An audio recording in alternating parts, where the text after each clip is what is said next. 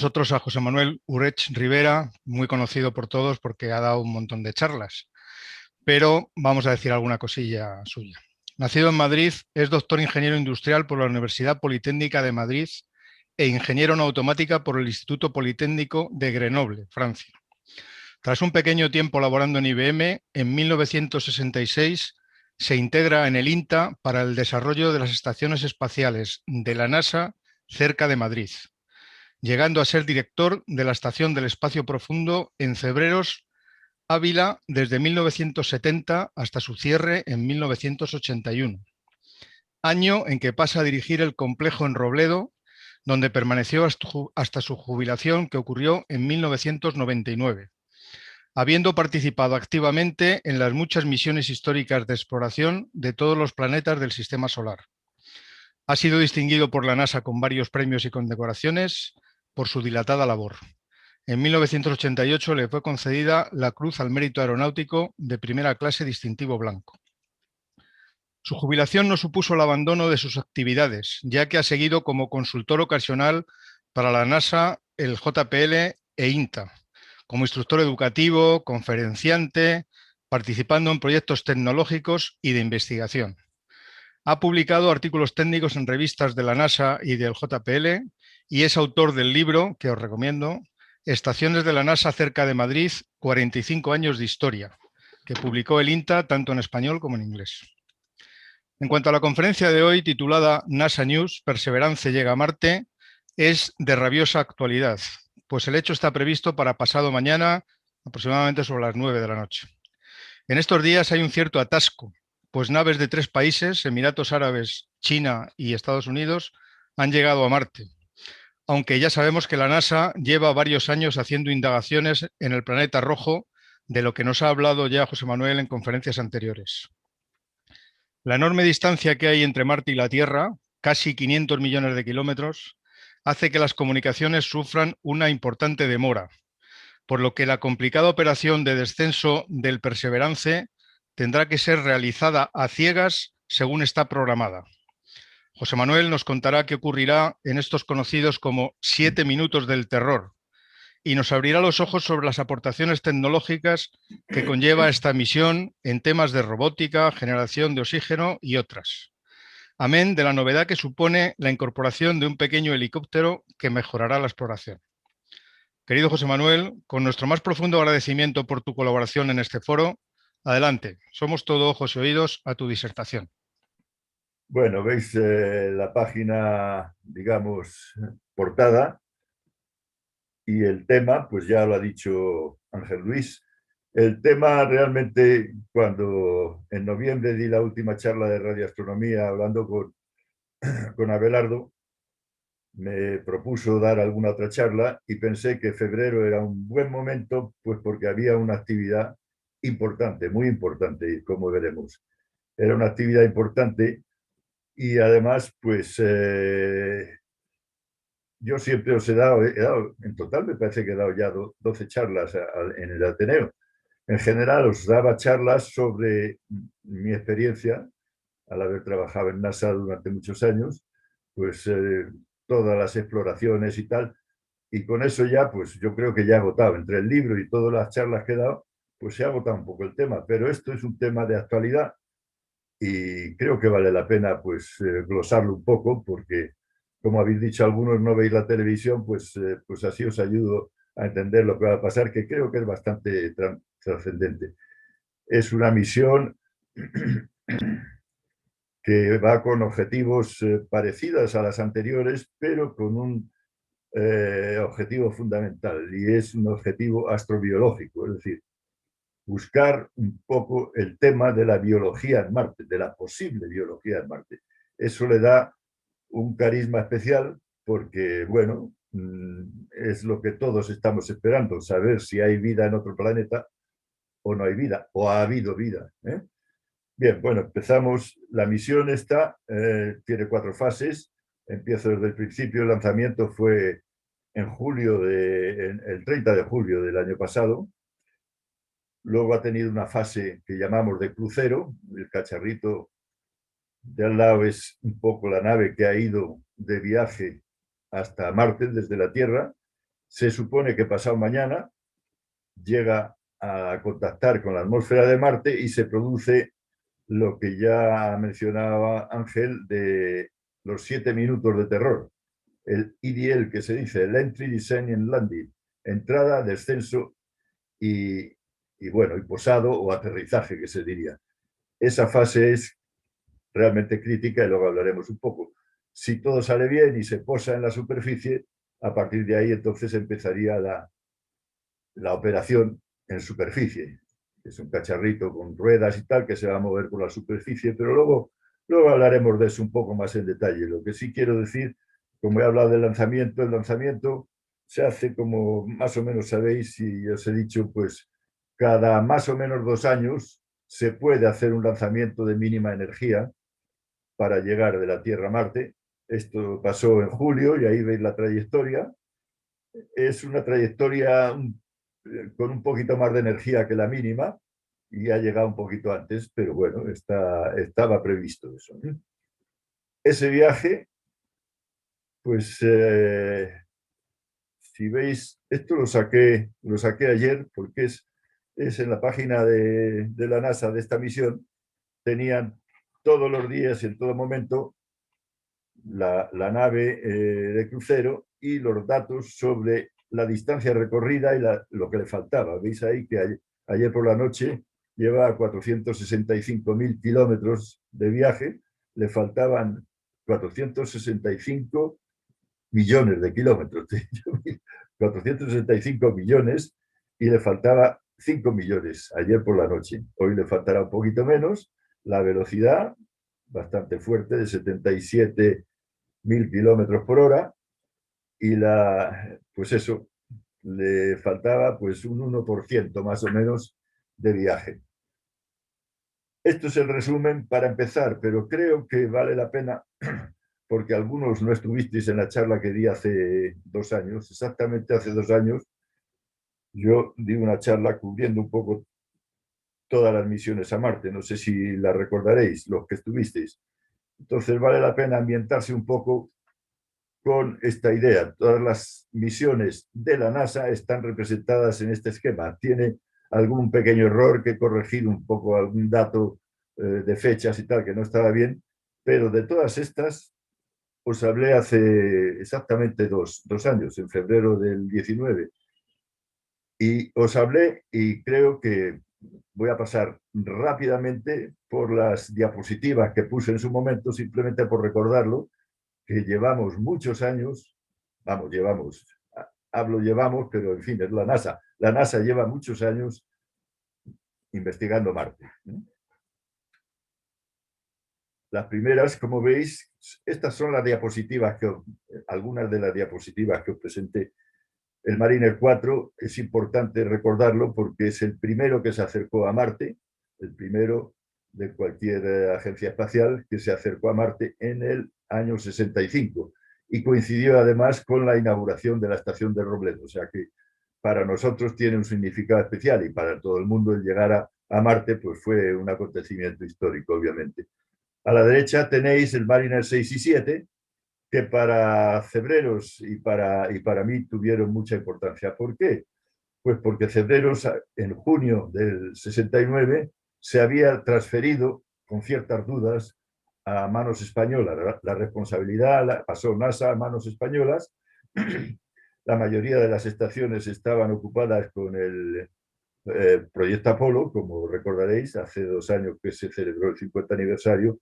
Pero entonces el Mariner 6 y 7 pues nos tocó a Cebreros y era un poco la prueba de fuego de que los españolitos éramos capaces de, sin nadie de NASA que nos estuviera dirigiendo, pues éramos capaces de hacerlo. Lo hicimos muy bien, todo salió fenomenal y pues en honor a que lo habíamos hecho muy bien, 2 años después, pues nos tocó, seguía el proyecto Apolo y nos tocó hacernos cargo del Mariner 9. El Mariner 9 era un salto más en esta exploración. Era el primero que iba a ponerse o que pretendía ponerse en órbita de otro planeta. El Mariner 9, ya os conté en su día, que tuvo mucha importancia en Cebreros, pero además es que la maniobra de inyección en órbita nos pilló con unos problemas en la estación y la hicimos a base de regar todo el suelo de la sala de control, pedir a los operadores que se descalzaran y chapotearan en el agua para evitar problemas de estática, y así pues llegamos a hacer la maniobra y fue el primero que entró en órbita de otro planeta, en este caso de Marte, ¿no? Bueno, después se quiso hacer un salto importante. Si veis en esa diapositiva, en la esquina inferior, veis a un personaje muy conocido, Carl Sagan, que habréis a lo mejor visto algunos, la serie Cosmos, que fue muy popular y tal, pero Carl Sagan fue un promotor importante de esta misión. Si veis, se acababa de llegar a Marte y entrar en órbita y se descubrió que Marte era muy interesante, que tenía una geografía mucho más interesante de lo que se esperaba. Entonces, obviamente, se había perdido el interés en aquella época, en el 70 y algo, sobre el Apolo, porque se llegó a la Luna y se fue varias veces, pero no había nada interesante que mostrar, aparentemente para el gran público. Y bueno, pues los astrofísicos decidieron que valía la pena dar el salto y pasar del primer orbitador a uno que fuera a orbitar y llevara una nave de descenso, es decir, que se iba a poner en órbita y además posarse por primera vez en el suelo. Como veis, el cacharro que se posaba en el suelo era de cierta envergadura, ¿no? La misión fue perfecta desde el punto de vista técnico, pero llevaba un objetivo muy ambicioso. Si conocéis un poco la historia de Carl Sagan, lo entenderéis. Él quería ver si en esa geografía tan interesante se encontraba algún tipo de microbio, de algún bichito que mostrara que había vida en Marte. Bueno, realmente pensar que de esto hace, pues cuánto, 75, 35, 45 años, o sea que la tecnología de aquella época pues no es la de ahora. Entonces los instrumentos que llevaba para hacer pruebas biológicas eran relativamente sencillos. Se recogía un poco de tierra de debajo del lander, el que se había posado, se recogía, se metía en un pequeño cubículo dentro del lander, se le añadía unos nutrientes, una especie de sopa, y se esperaba a que si había bichitos, pues lo metabolizaran, saldría una serie de gases importantes y se podría haber dicho, pues hemos encontrado vida. Obviamente, ya sabéis que este experimento por lo menos no encontró vida. Vamos, pueden pasar dos cosas, que no encontrara vida o que realmente los microbios eran muy listos y como les dieron sopa de sobre, pues no les gustó. Si les hubieran dado una sopa de cocido, a lo mejor habíamos encontrado algo. Pero en fin, es una broma que os gasto, pero es una misión, la primera que intentó hacer algo biológico en el 75, 76, ¿eh? Y de eso han pasado 45 años y la próxima misión que lo va a intentar es esta que vamos a hablar ahora dentro de poco, el Perseverance. Bueno, seguimos. Hubo 20 años de parón por motivos que ya os expliqué en la charla de aquel día con el desarrollo del shuttle y tal, pero fue, al cabo de 20 años se recuperó un poco la exploración de Marte con vehículos. El, el,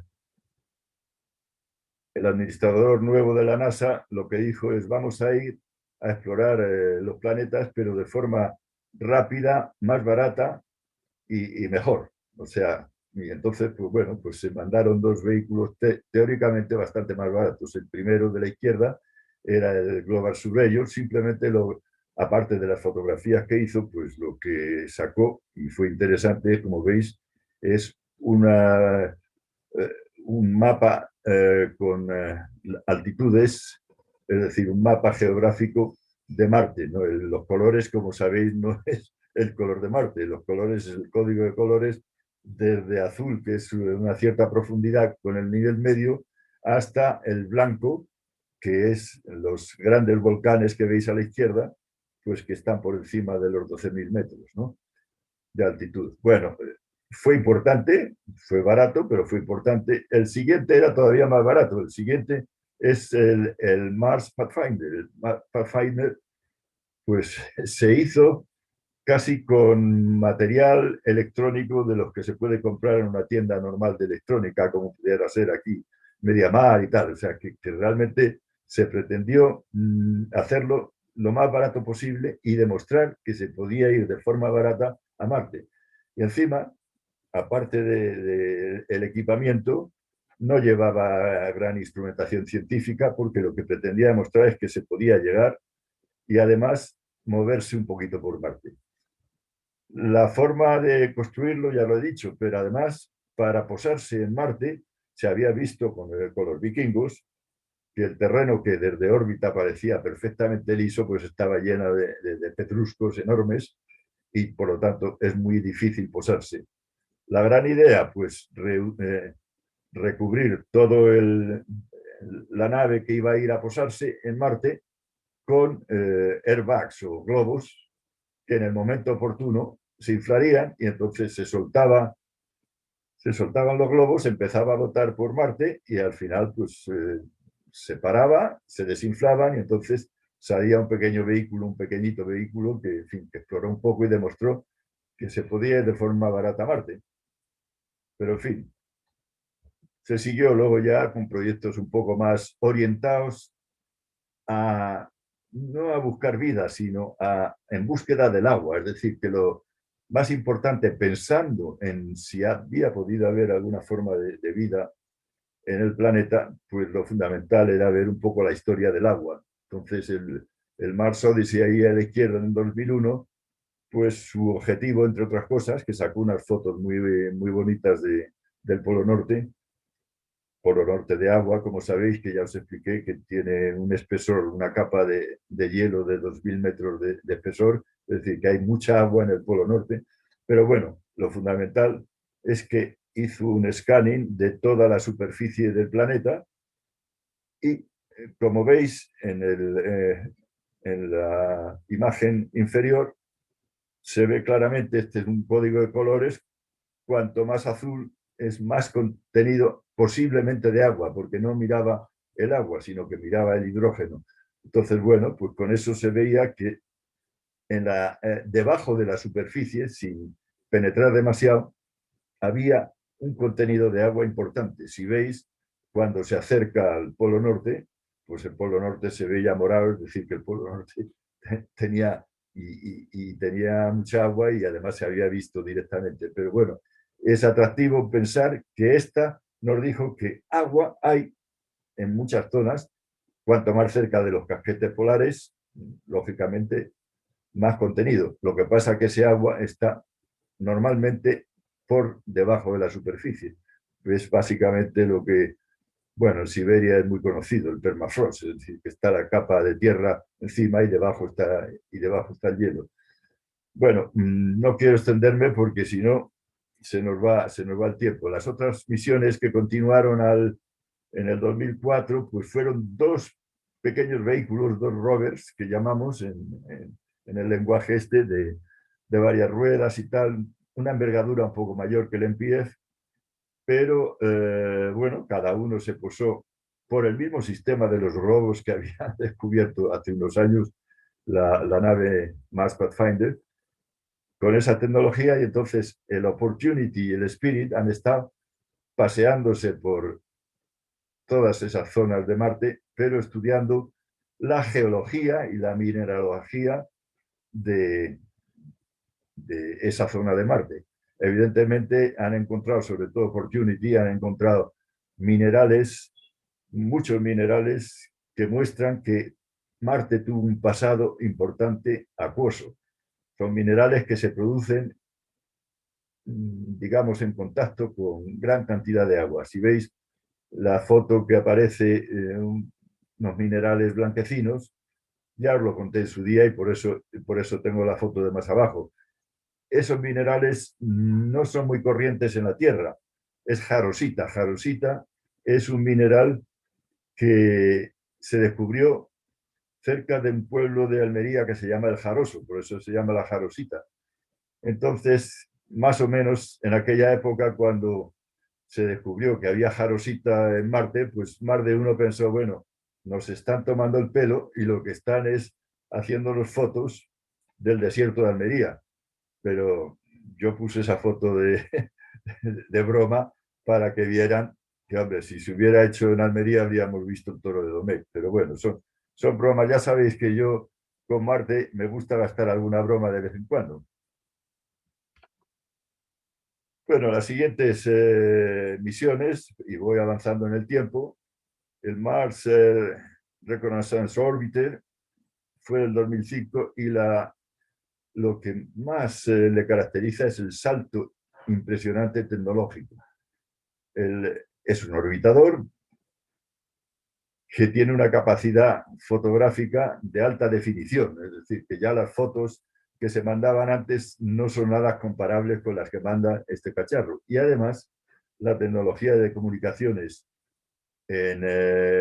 pues eso, en 40 años había pegado un salto enorme. En parte gracias a la exploración espacial, es decir, los retos que ponían el comunicarse a estas enormes distancias ha hecho que se haya ido mejorando la capacidad de comunicación. Y este orbitador pues transmite esas fotografías, esas imágenes a 6 megabits por segundo. Si pensáis que el primero que fue a Marte en el 65 transmitía las fotos a 8 bits por segundo, pues prácticamente la transmisión se hace ahora pues 1 millón de veces, prácticamente 1 millón de veces más rápido, ¿no? Bueno, he hecho multitud de fotografías interesantísimas y bonitas, pero pongo solo la de abajo por el tema de la búsqueda de agua. Entonces veis, que ya os lo expliqué en su día, la pared de un cráter de impacto en que aparece una especie como de regueros laterales y se sospechó evidentemente que eso en algún momento lo producía el agua.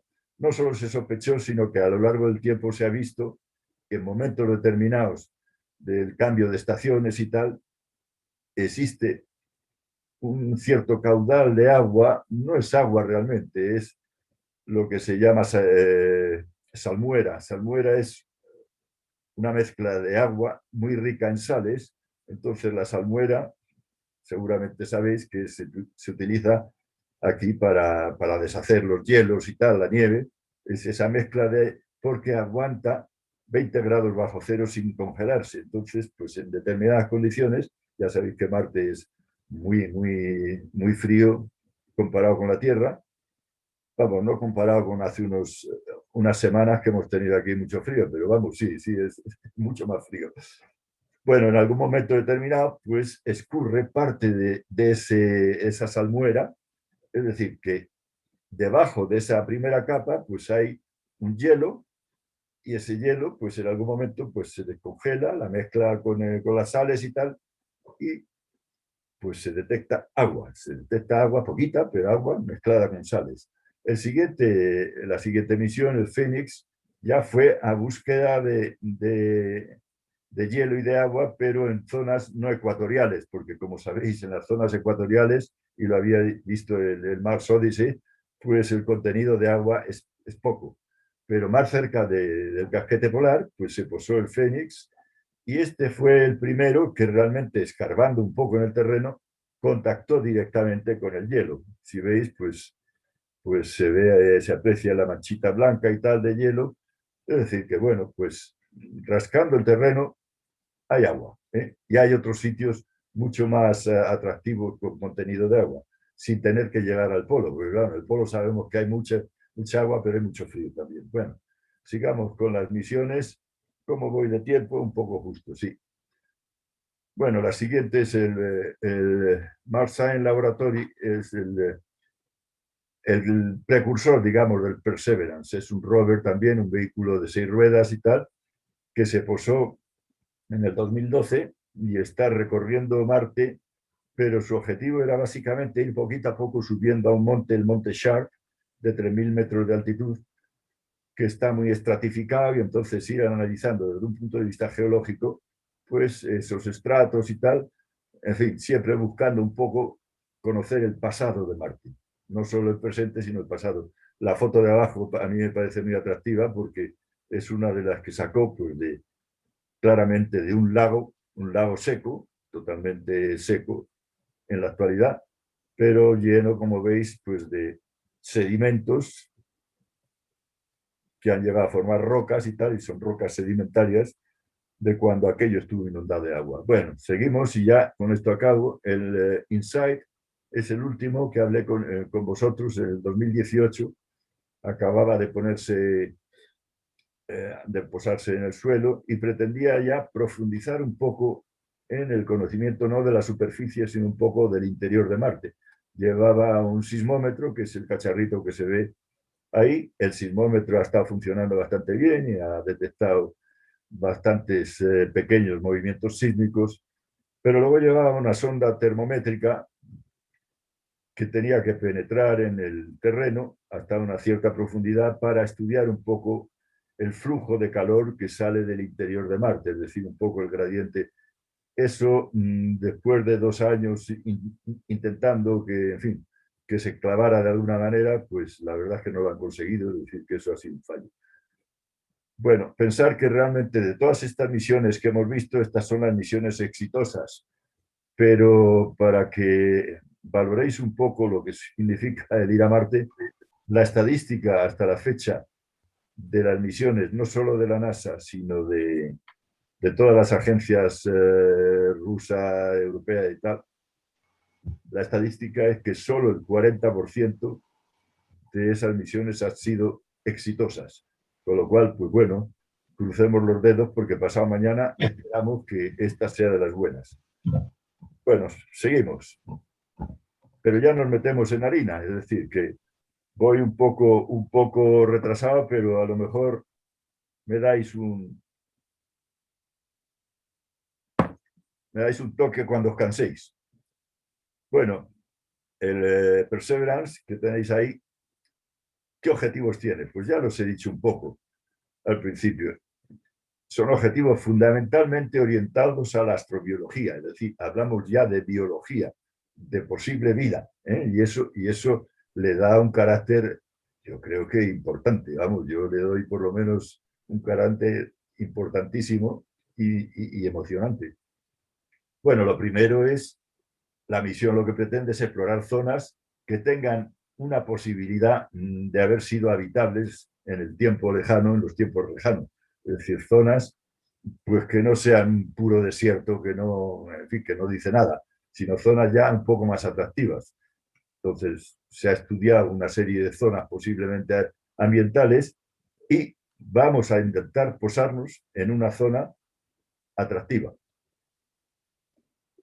En esta sesión yo normalmente pongo muchas imágenes porque doy más importancia a las imágenes que al texto, pero en esta sesión he querido meterme con algunos vídeos y me ha dado muchos problemas y he tenido que realmente reducir la calidad de los vídeos para que el Zoom pues los trate aceptablemente, porque el Zoom, el PowerPoint y todo eso pues crea problemas y los que tenían movimiento pues iban a saltos. Entonces he tratado de quitar los saltos a costa de perder un poco la calidad, pero bueno, os lo pongo y You know, Mars is the closest place that we can reach with robotic exploration that we think had a really good chance of having ancient life.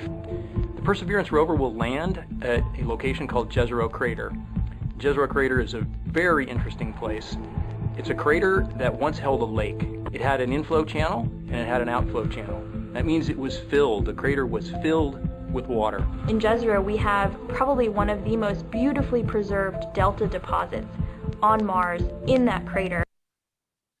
Bueno, espero que vamos, que ya hayáis entendido porque era sencillito, pero vamos, se ha localizado una zona que es el cráter Jezero.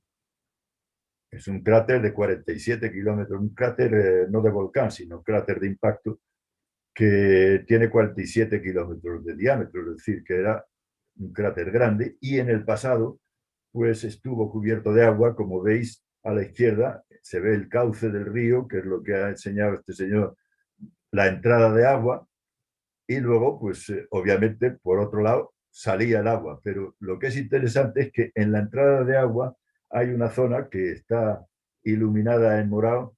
No es que sean florecitas de color morado, es que la han iluminado en morado para realmente resaltar lo que es el delta. El delta del río es un poco todo lo que ha ido arrastrando hacia el fondo del lago y que se deposita. Y entonces las zonas de deltas o de marismas y tal son zonas de poco espesor de agua, de poca profundidad y muy propensas a que ahí se desarrolle algún tipo de vida, por lo menos en la Tierra. Lo de Marte, pues lo veremos, pero vamos, es una zona, insisto, muy atractiva.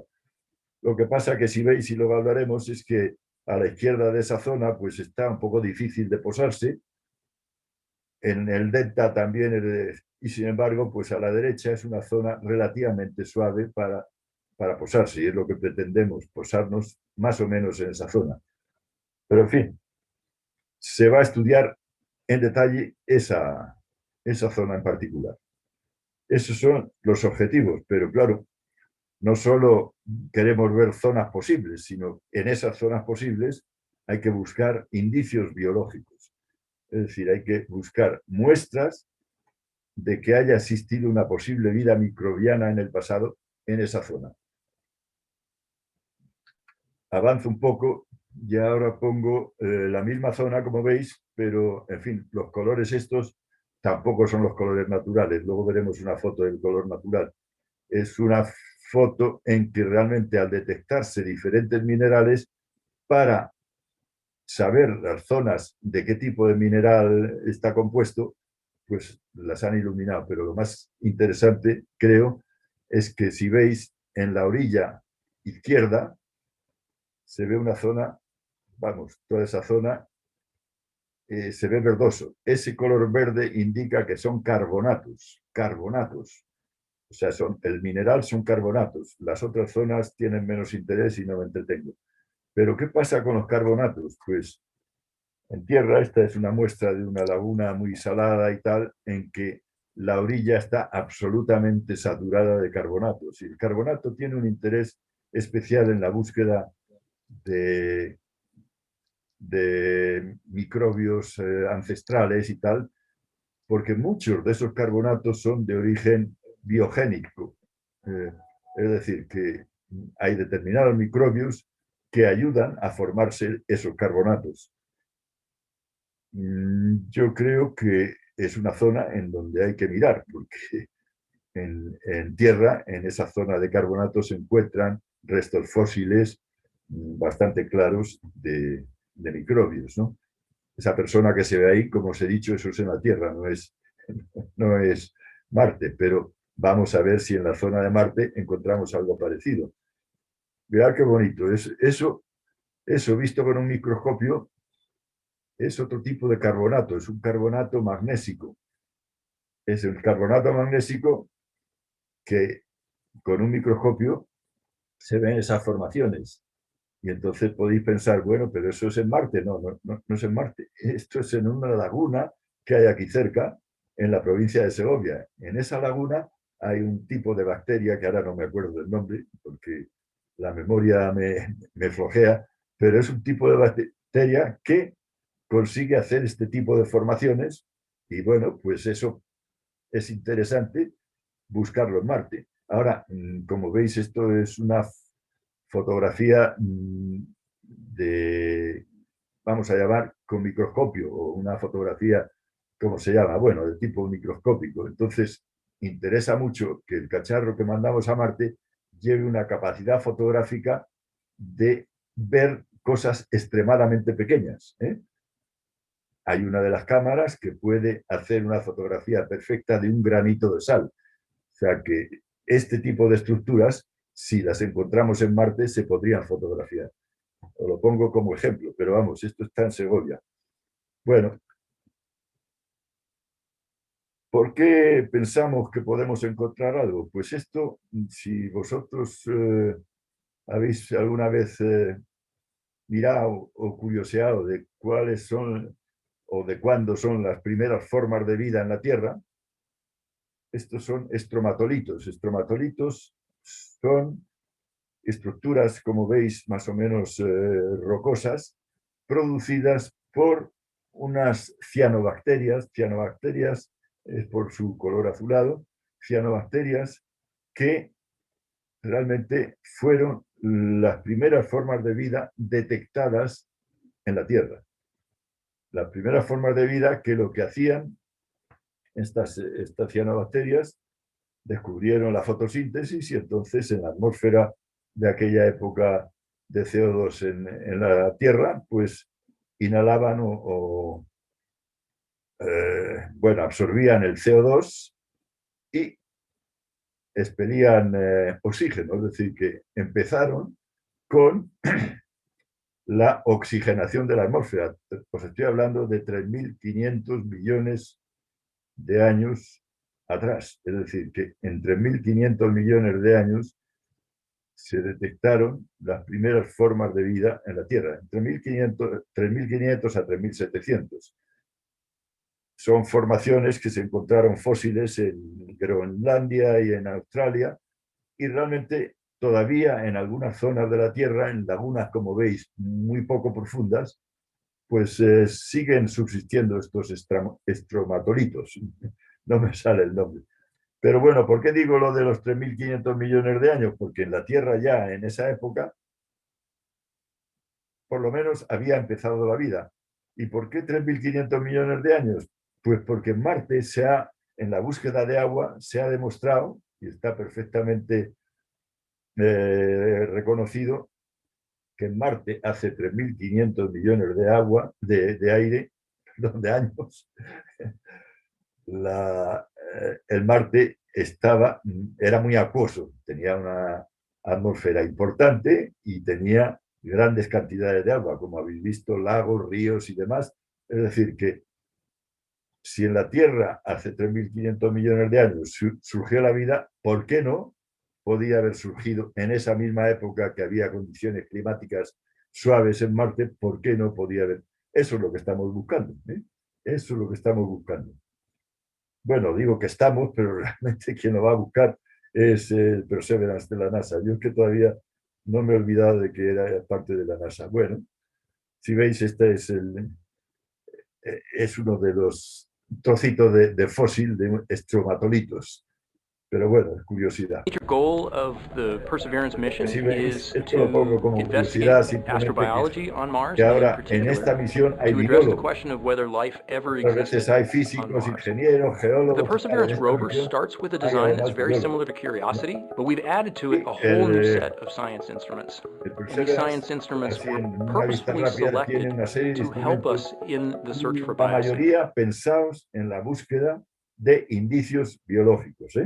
La mayoría de los instrumentos. Ahora hablaremos un poco de los instrumentos. Bueno, seguimos. Otro de los objetivos, y es muy importante, porque pensar que lleva una serie de instrumentos para intentar buscar indicios de vida. Pero lo más normal es que cuando se crea que se ha encontrado un indicio de vida, pues en la Tierra se piense, bueno, es que eso puede ser es decir, siempre hay la polémica de si se hubiera llevado otro aparato más, es lo que pasó en el Vikingo, y realmente interesa probar fehacientemente que si encontramos alguna forma de vida remota, se pueda convencer todo el mundo. Para ello, uno de los objetivos, quizá de los más fundamentales, es en donde veamos ese tipo de muestras, hacer un recogido de muestras para en el futuro analizarlas en tierra. Es decir, que hay que extraer y guardar muestras de rocas en algunas cápsulas herméticamente cerradas, dejarlas en Marte para que una misión futura las enviara a la Tierra y luego esas muestras se podrán analizar en grandes laboratorios y tal, en detalle, y de una vez, iba a decir puñetera vez, saber si ha habido vida en Marte o no ha habido vida en Marte. Bueno, como veis, tiene su importancia. La última, What Mars 2020 is going to do is to aquí explica un drill poco el samples, tema de lo de put them sacar in muestras. small tubes. Es We're going to seal it in its un own tinglado individual bastante tube. complejo, We set them on the pero surface lo to importante provide a es target esas for the muestras second two missions, which hopefully will get in development in the next several years and could potentially get the samples back to Earth by 2031. que, como veis, lo que se pretende es sacar esas muestras, dejarlas en un determinado terreno y en el futuro otro proyecto, el Mars, perdón, bueno, ahora no me sale el nombre, pero bueno.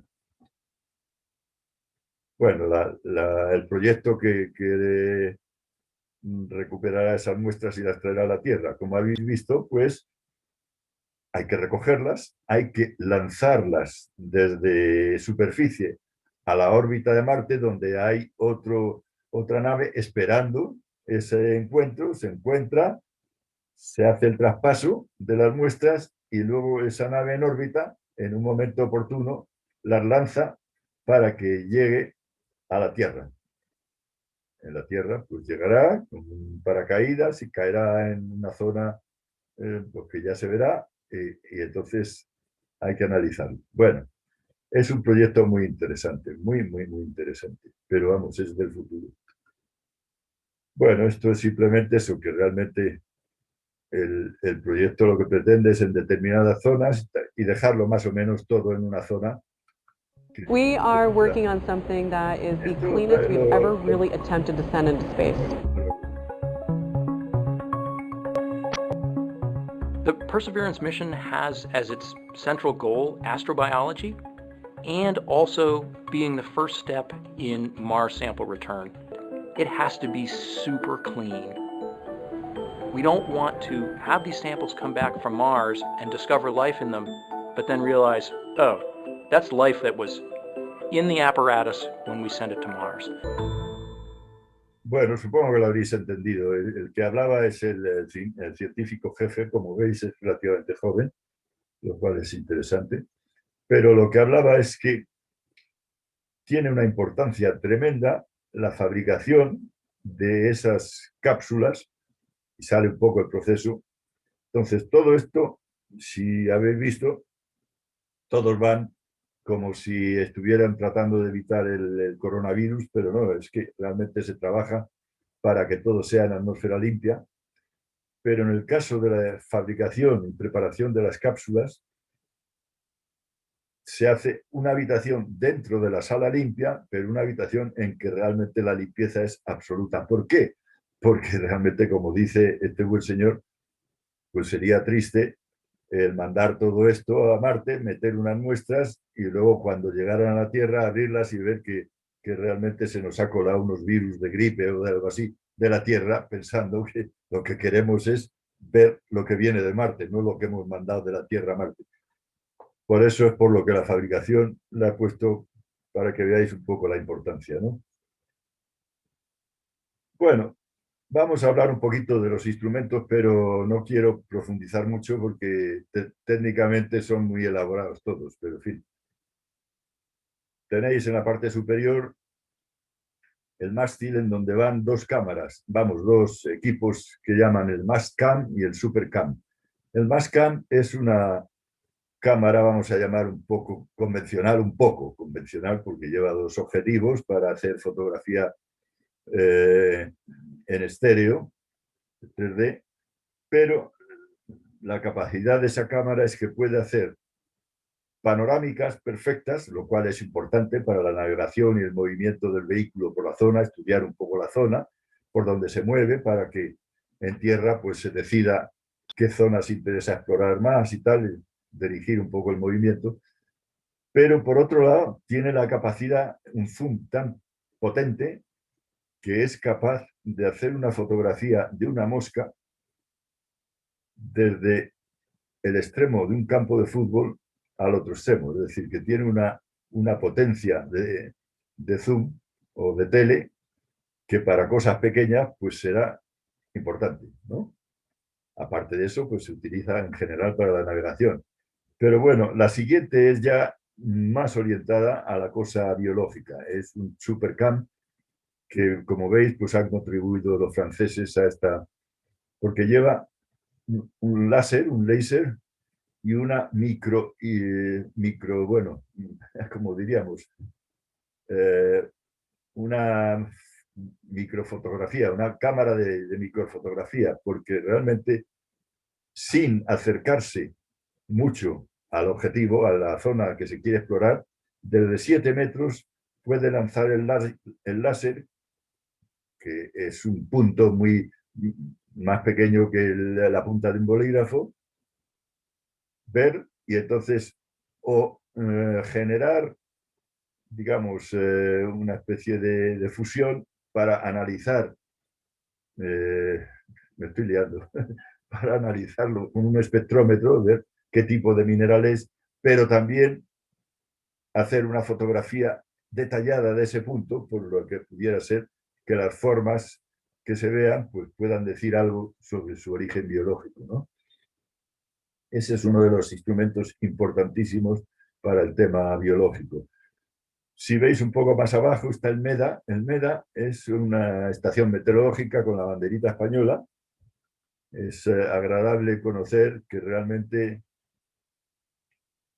en España pues se ha contribuido a esta misión, se ha contribuido con una estación meteorológica, el principal investigador, ya lo veis ahí, Rodríguez Manfredi. Con él estuve, recuerdo hace muchos años, en un programa de televisión hablando de Marte. Yo hablaba del pasado y él hablaba del futuro, y el futuro para él está ahí, ¿no? Mi futuro es charlar.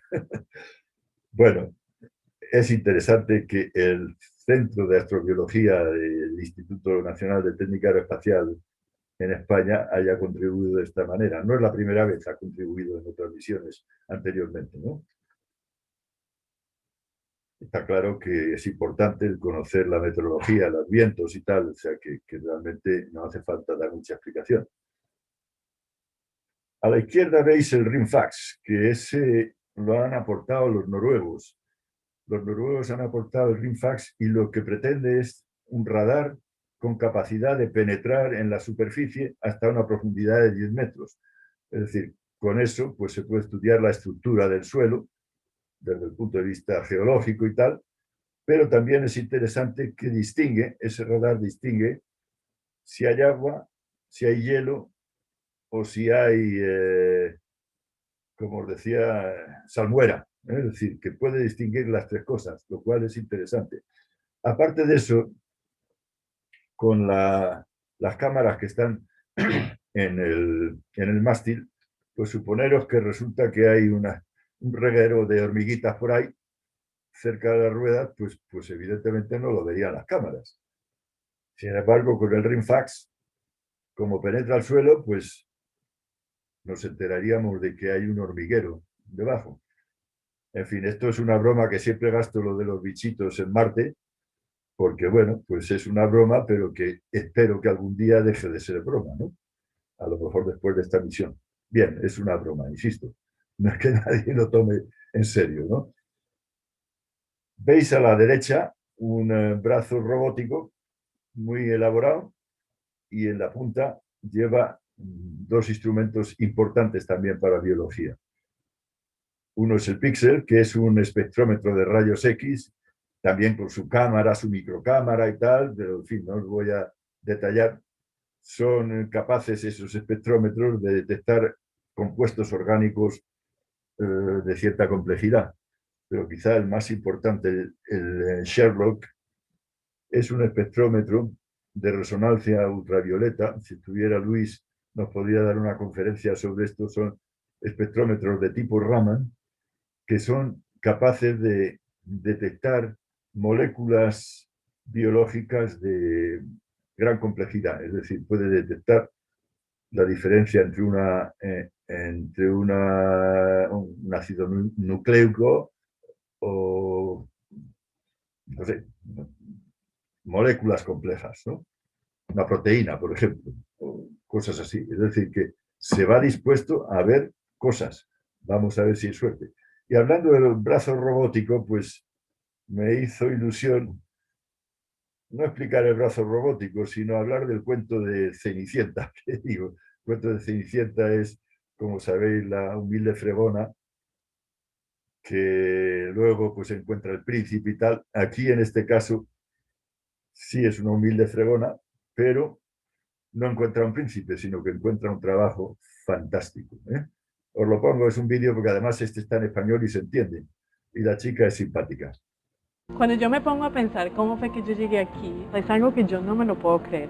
Cuando estaba en Colombia, desafortunadamente había mucha violencia y mirar las estrellas era algo que me podía ayudar como a calmarme. Yo llegué acá a Estados Unidos cuando tenía 17 años, aprendí inglés cuando llegué acá. Nunca se me ocurrió en mi vida de que yo podría moverme de limpiar casas a llegar a esta situación trabajando con Mars 2020. Mi nombre es Diana Trujillo y trabajo con manos robóticas para colectar materiales en la superficie del planeta Marte, para poder entender y contestar la pregunta: ¿alguna vez hubo vida en la superficie de Marte? Esa es una de las preguntas más fundamentales que el ser humano ha tenido por muchos años. Estamos en el laboratorio donde hacemos todas las examinaciones de la mano robótica. Las manos robóticas para estas misiones son muy importantes porque no tenemos un geólogo que pueda caminar en la superficie. Entonces lo que tenemos que hacer es llevar varios instrumentos que podamos levantar de la superficie arriba, y en ese momento necesitamos una mano robótica que pueda poner los instrumentos en la... Vengo al trabajo como una mujer hispana representando a muchas personas que no han pensado que pueden ser parte de eso, pero que pueden ser en algún momento. Entonces yo me siento extremadamente feliz saber que tengo la oportunidad de ser parte de un grupo que puede cambiar la historia. Bueno, como veis, creo que es un caso singular, pero que no es el único. Es decir, hay bastantes casos que os podría haber puesto de gente que empezó, gente en general hispanos, que empezó pues repartiendo las cartas en JPL y están en puestos importantes y tal. Es decir, que en JPL lo que se coge es lo que funciona, sea de donde sea, de donde venga. Hay chinos, hay japoneses, hay indios, en fin, hay de todo tipo, ¿eh? Bueno, el brazo robótico, como veis, pues es un cacharro complejo y muy útil para esta experiencia. Ahora vamos a hablar un poco de tecnología, de instrumentación biológica.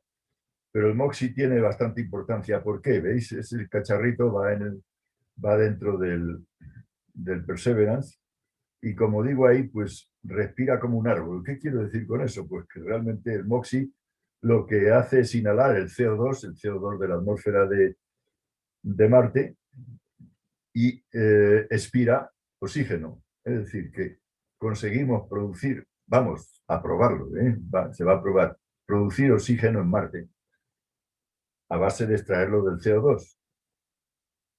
Está claro que ¿por qué vamos a producir oxígeno en Marte? Porque cuando lleguen los vuelos tripulados, perdonad, no os he dicho que me he levantado un poco, espero que la cámara no me corte la cabeza, pero es que me canso de estar sentado, por eso trato. Yo antes siempre daba las charlas de pie, pero ahora, pues, en fin, puedo cambiar, ¿no?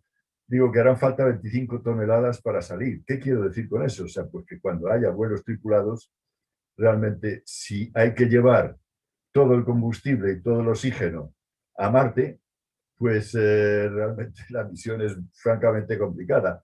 Pero si conseguimos, por lo menos, producir el oxígeno en Marte, pues hace falta 25 toneladas para salir de la superficie de Marte y volver a la Tierra. Salir de la superficie de Marte, estamos hablando de una nave tripulada, ¿no? 25 toneladas, una parte pequeña es para la respiración de los astronautas, ¿no? Con lo cual, pues si esto funciona, pues habrá que hacer una fábrica, pero 100 veces más grande de lo que es esto. Pero es interesante también comentar que para que esto funcione hace falta conseguir en ese pequeño cubo 800 grados centígrados. Es decir, hace falta energía para calentar los 800 grados centígrados. Y no os he dicho, pero el Perseverance lleva un generador de radioisótopos, un generador para generar electricidad, que genera nada más que 110 vatios. 110 vatios es poco más que las bombillas de hace unos años incandescentes, ¿no? O sea, que es una energía para que funcionen todos los aparatos que lleva, que son muchos. Entonces, el calentar una cosa a 800 grados, pues si hay pérdidas, sería terriblemente costoso. Entonces, lo que hace falta es aislarlo tremendamente, ¿eh? Entonces, para el arreglamiento se utiliza oro y aerogel. Si veis, habréis pensado alguno, qué curioso, porque les ha dado por pintarlo de dorado. No es pintado de dorado, es una película fina, muy fina, de oro, porque el oro es precisamente un material perfecto para el aislamiento de la radiación térmica. No deja escapar la radiación térmica, ¿eh?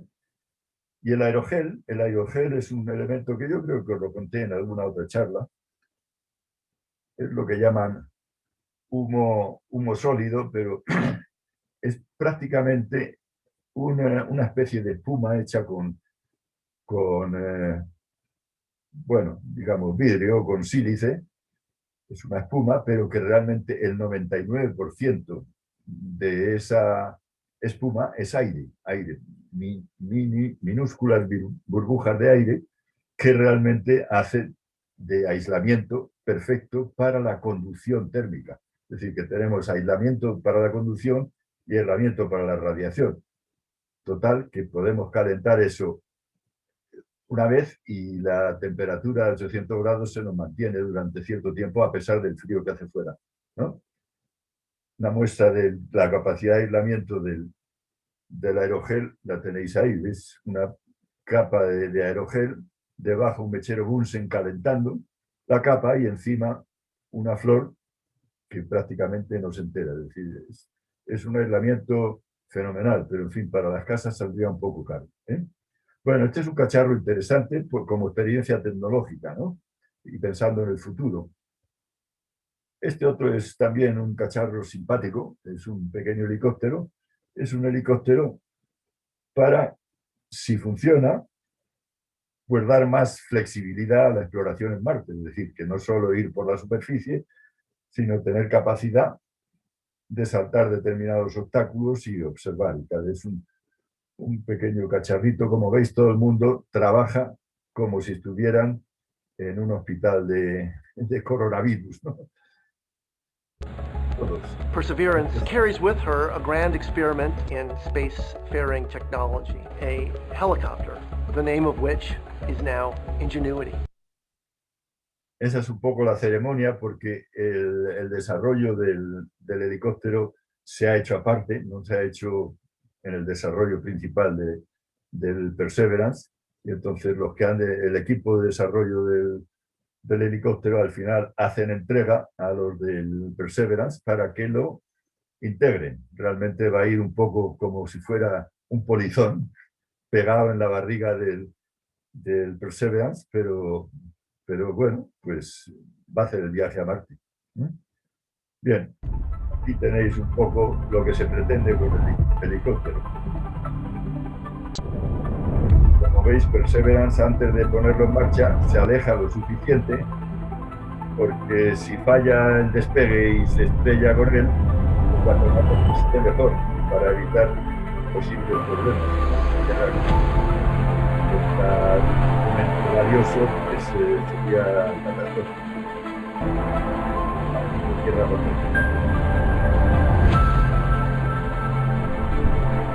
Una demostración tecnológica, ¿no? Que tenga que hacer cada fotografía y luego pasar a leer las fotografías al Perseverance, y el Perseverance las pasará a la Tierra para ver si funciona. Es decir, que esto cara al futuro, si funciona, será interesante. Otra cosa muy, muy interesante que hace falta en esta misión es la navegación con referencia al terreno.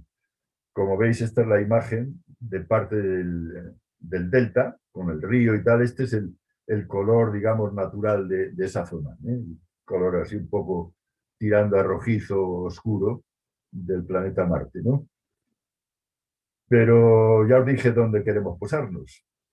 Entonces os pongo simplemente para recordar qué es lo que hizo. This is kind of along the same lines of what the Apollo astronauts did with people in the moon back in the day. Those guys were looking out the window and looking for different craters and other features on the moon. that they knew of from the maps we had at the moon. So that way they could figure out where they are, figure out where they needed to land to be Y él safe. entonces lo que hizo es quitar el automático, coger los mandos manuales y mirando por la ventanilla, pues llegó a posarse en la Luna sin problemas. Bueno, eso era Neil Armstrong en fin, que tuvo la iniciativa importantísima de decir fuera automatismos y me voy. Pero en este caso, obviamente, pues no va a estar Neil Armstrong. Entonces lo que hay que hacer es un Neil Armstrong, pero con tecnología. Y esto es lo que lleva este Perseverance. Es importante porque, como veis, cuando ya está cayendo, a la última fase, cuando está cayendo con el paracaídas, en pocos segundos hace unas fotografías del terreno, las compara con los mapas que lleva en memoria perfectamente, las identifica y entonces identifica dónde está y a dónde tiene que ir. Todos esos datos se los pasa rápidamente a la nave de descenso y la nave de descenso, cuando se desliga del paracaídas, pues se supone que hará lo que hizo Neil Armstrong, buscar un sitio facilito. Como veis, pues se salta todos esas dificultades y esperemos que eso funcione, ¿no? Bueno, esto We are in Death Valley, testing terrain relative navigation for new technology. Valle de la Muerte, pero en fin, voy un poco apretado de tiempo, con lo cual pues pasamos a ver. Yo he hablado un poco de la sala limpia. Esta es una sala limpia histórica, la sala limpia de JPL. Es donde, si veis la pared que llaman la pared de la fama, pues están los símbolos de muchas de las naves que han desarrollado ahí. Es decir, que es parte de la historia de la investigación espacial. Ahí indica más o menos dónde está el rover montándose. A la izquierda, un poco más abajo, está la etapa de descenso y a la derecha es la que se ha utilizado o se está utilizando todavía para ir desde la Tierra, para llevar todo desde la Tierra a Marte, ¿no? Bueno, es una nave grande, en que todo el mundo que trabaja ahí dentro está perfectamente protegido y los que quieran ver, los visitantes, a la izquierda veis que hay una especie de galería para verla de cerca, pero allí no entra nadie que no esté perfectamente autorizado, ¿no? Bueno, del montaje os podría poner muchas cosas, pero para ver un poco la complejidad del montaje, pues veis ahí, esa es la torreta, digamos, o el mástil, donde está la unidad atmosférica y tal. En fin, como veis, el haber montado todo esto es complicado, porque luego están todos los cables y demás. Y hablando de los cables, realmente vale la pena ver esto. Estas son la parte de abajo del vehículo, es decir, el chasis puesto boca abajo. Todo eso es el cableado que lleva entre los diferentes instrumentos, ordenadores, etcétera. Cables planos para datos digitales, otros cables. Si veis las manos, pues se da una idea de la complejidad de este aparato que aparte de complejo, pues tiene que bajar a la superficie de Marte y funcionar. Bueno, es tremendo esto. Bueno, en esa sala se ha hecho montones de pruebas. Se ha hecho un extracto, un clip. Ahí veis un poco la prueba de conectar la nave del descenso con el rover. Estas son pruebas de vibración, porque tiene que aguantar la vibración desde el lanzamiento, que es tremendo, o la entrada en Marte, que también es tremendo desde el punto de vista de vibración, ¿no? Luego, pues se le posa para ver que, en fin, que aguanta y que no está cojo, y al final se le somete a una serie de torturas, por decirlo de alguna manera. Bueno, primero son ensayos simulando la radiación solar. Tiene que aguantar una radiación solar importante. Bueno, ahí va uno equipado para no quemarse y tal, y hacer una serie de pruebas. Luego cierran la cámara y hacen hacen un vacío en la cámara para ver cómo aguanta la cuestión térmica y el vacío. Estos son pues pruebas del mecanismo que os he comentado, muy complejo, que realmente tiene que funcionar para producir esas cápsulas absolutamente herméticas y que duren varios años. Y estos son pruebas pues, de funcionamiento. Como veis, se tumban en el suelo para ver las ruedas en detalle y tal. Es decir, que hay montones de pruebas, pero quizá, pues, como voy un poco justo de tiempo, pues voy a acelerar. Esta a lo mejor Ángel Mazo a lo mejor lo ha visitado, es el mayor túnel de viento que hay en el mundo. Es la puerta, el portón ese es de 40 metros, lo que permite a determinado tamaño de aviones meterlos dentro para hacer pruebas, o grandes piezas de aviones y tal para hacer pruebas. Este túnel de viento se ha utilizado ¿para qué? Para probar cómo funciona el paracaídas, que es absolutamente imprescindible para que la bajada a Marte pues llegue a buen término, ¿no? Este sería el vídeo. Es el tamaño de dentro del túnel, es tremendo. En un momento determinado se dispara el pirotécnico y entonces te tiene que desplegar en un tiempo determinado. Funciona perfectamente. Tiene que desplegarse porque si tarda en desplegarse, pues baja más, en fin, hay una serie de problemas. O sea que está todo muy cronometrado. Si veis el tamaño del paracaídas es un tamaño importante, es un tamaño, pues veis ahí una persona abajo, es un tamaño de 21 metros, un poco más de 21 metros. Quizá a Ángel no le parezca exagerado porque él ha tirado pues incluso tanques y tal con paracaídas, pero claro, la diferencia fundamental es que los tanques se tiran relativamente cerca de tierra y este tiene que funcionar cuando la sonda va a una velocidad supersónica de 1500 kilómetros por hora. Es decir, que tiene que desplegarse a 1500 kilómetros por hora y aguantar el frenazo de una nave que pesa unas pocas toneladas. Con lo cual, pues bueno, pues es una pieza fundamental para bajar a Marte.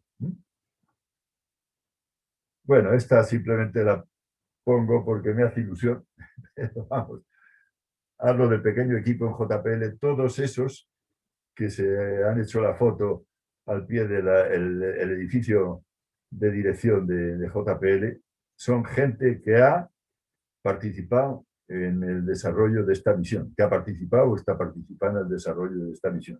Si queréis lo comentamos para comentar que realmente hay mucha gente que trabaja en esto.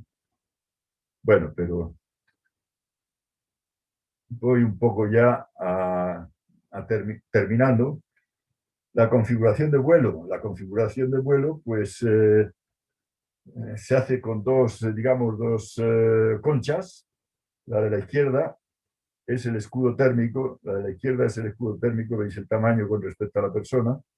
Es un material que aguante la temperatura, un material refractario que aguante la temperatura, porque en la entrada en la atmósfera de Marte, que es muy tenue, pero a la velocidad que va, pues realmente se calienta hasta 1300 grados ese escudo térmico, ¿no?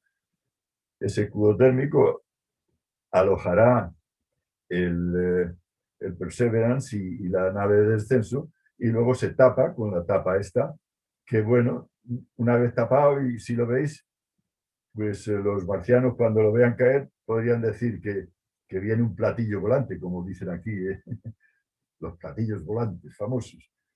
Bueno, yo más que un platillo volante, yo diría que es una ensaladera volante, porque realmente la forma no es de platillo, pero bueno, pero es una ensaladera que, si veis, ahí está despiezada un poco, pues se ve el escudo térmico, el Perseverance, el rover totalmente plegado, encima la nave de descenso, la caperuza, y al final en la caperuza se acopla una especie de base, el sombrero de todo esto, que es la que se ha utilizado para llevar todo este equipo de la Tierra a Marte, ¿no? Lleva toda la serie de equipos de comunicaciones, en fin. No os voy a explicar eso porque no tiene interés ahora. Pero bueno, todo eso se cierra. Bueno, se cierra, se mete en la punta del cohete. Ahí veis un poco a lo lejos, ya todo plegado.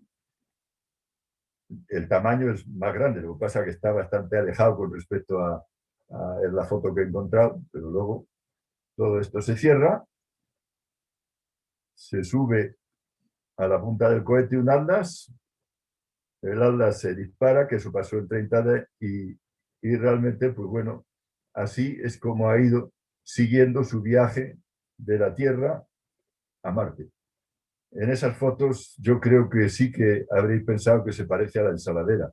Y es que yo creo que a lo mejor algunos, si no sois aficionados al tenis, no os acordáis del trofeo de la Copa Davis. La Copa Davis la llaman la ensaladera por la forma, y ahí veis el equipo que ganó la Copa Davis el año 19, la base y la ensaladera, pues algo se parece. En fin, un platillo volante no es. Bueno, es una broma.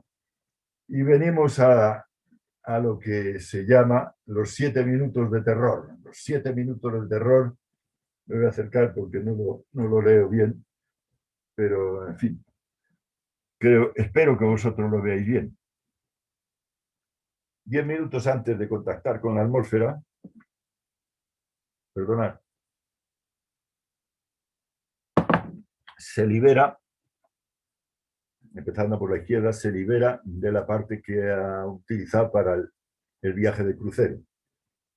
Una vez liberado, sigue su trayectoria, va a 20.000 kilómetros por hora, 20.000 kilómetros por hora, es mucha velocidad, y entra en la atmósfera, que es el momento en que se dice 0 minutos, contacta con la atmósfera, casi inmediatamente empieza a sufrir el impacto de la atmósfera en el escudo térmico. Como veis, pues se calienta en los 80 segundos siguientes, es cuando llega a la máxima temperatura de 1300 grados. Luego ya todo eso va frenando la trayectoria. Llega un momento en que ya prácticamente no se produce ese supercalentamiento. Va guiado con pequeños cohetillos que le van orientando y tal. Y en un momento determinado, 240 segundos después de haber entrado a la atmósfera, ya a una altura de, creo que era más o menos de 11.000 metros, se despliega el paracaídas. Se despliega el paracaídas, insisto, a 1.500 kilómetros por hora. Una vez que se despliega el paracaídas, ya los acontecimientos van más rápido. Como ya no hace falta el escudo térmico, se libera el escudo térmico. Inmediatamente que se libera, queda la posibilidad de que el equipo que va en la parte superior, en el casquete superior, el equipo, toda la nave, funciona el radar, detecta el terreno. Una vez que se detecta el terreno, ya todo está en función de esa altitud. Eso ocurre más o menos a 8.000 metros. Y en los segundos siguientes pasa el proceso que os decía de buscar un sitio idóneo para posarse. Ahí hace las fotografías del terreno, calcula todo del mapa y tal, y se lo pasa a la nave de descenso. Todo eso se hace en 20 segundos. En 20 segundos se suelta la nave de descenso. La nave de descenso enciende sus cohetes para hacer un descenso controlado. Son unos motores cohetes que puede dirigirlo en una dirección o en otra, y además ir bajando poco a poco. Y cuando está ya muy cerca del suelo, a 20 metros del suelo, para que sea más suave el descenso, se descuelga el rover con una serie de cables hasta el suelo. Una vez que toca el suelo, la nave de descenso no hace más falta, se sueltan los cables, la nave de descenso con los cohetes se va a tomar viento, por decirlo de alguna manera, y queda ya posado, esperemos, posado el rover para empezar sus historias. Y aparte de eso, en ese momento, poco después, empezará a comunicarse con Tierra. Ya se comunica a través de las naves que están en órbita, es decir, que se comunica con esas naves se comunican con Tierra y sabremos si esto ha funcionado o no ha funcionado. Bien, creo que este es como entendéis, los 7 minutos de terror, pues es que está bien la expresión, porque os aseguro que es emocionante. Yo lo viví directamente, precisamente en el Pathfinder en el 97, porque nos tocó a Robledo la fase de descenso y era un 4 de julio, la gran fiesta americana, y entonces todas las comunicaciones, televisiones, radios y tal, pues nos venían a nosotros. En fin, fue muy agobiante y tal, y os podía contar anécdotas, pero bueno, lo importante es que cuando ya confirmamos que se había posado, pues salí a decírselo a la prensa y casi no me dejan salir de la puerta porque estaban todos agotados y tal. Bueno, incluso abrí una botella de champán para hacer el show. Pero bueno, esto es lo que esperamos que ocurra pasado mañana a las 9:30 de la noche. Yo trataré de estarlo viviendo, pero en fin, lo importante es que llegue y que sea. Con esto yo voy a cerrar simplemente con un vídeo que va simplemente a enseñaros lo que os he contado de palabras, ¿no?